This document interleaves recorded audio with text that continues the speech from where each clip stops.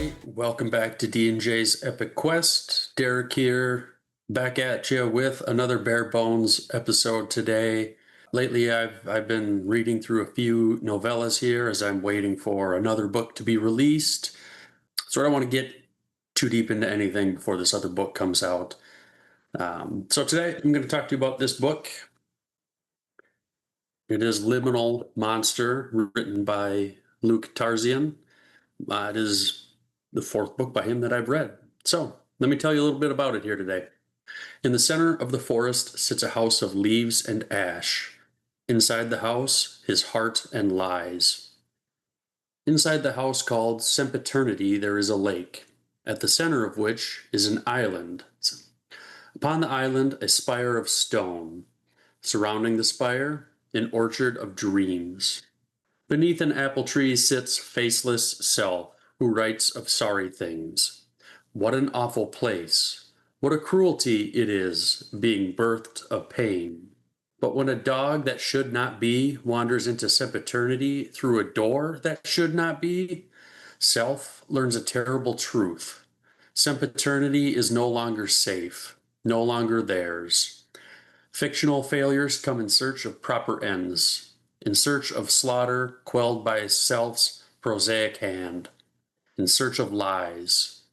Thus, self departs sempiternity for the dark forest, for at its center is the ruined town of Own, the place where the nightmare began. So I finished this book a couple nights ago, and I've really been thinking hard about how I want to talk about this book. We'll say it's extremely well written. Luke's word choice is fantastic, and the sentences flow with just the only thing I could call it is dark elegance. Like I said, this is the fourth book of his that I've read. It's the second novella, and they've all been really beautifully written. And the two novellas, I mean, when you read it, you can tell it's pretty clear that they're very personal stories. And there's a lot of darkness in these, but also humor. And I think Luke does a really good job of walking that fine line between them. He really does balance it well. A week or two ago, I was talking with Jim from Fantasy for the Ages and Matt from Go Read Books about a different book that we just read together. And I told them when I read something, I want to feel it and that I want it to hurt. I want that emotion. When I'm reading Luke's work, I need to walk that back a little bit. And what I mean by that and kind of what I want is I want to be able to feel deeply, but not at the expense of the author. I don't want to read about their personal experiences to feel better about myself or my own life. What I want is, especially if I'm reading something that's as deeply personal as Luke's work, is to like develop my own personal level of empathy. In Luke's writing, he's very clear about what he's feeling. His honesty is just on a completely different level, and I really appreciate that because if I can read this, I can use it in my own life. If someone close to me, or even if they're not close to me, is experiencing a difficult time, I can try to help relate to them better than I would be able to otherwise.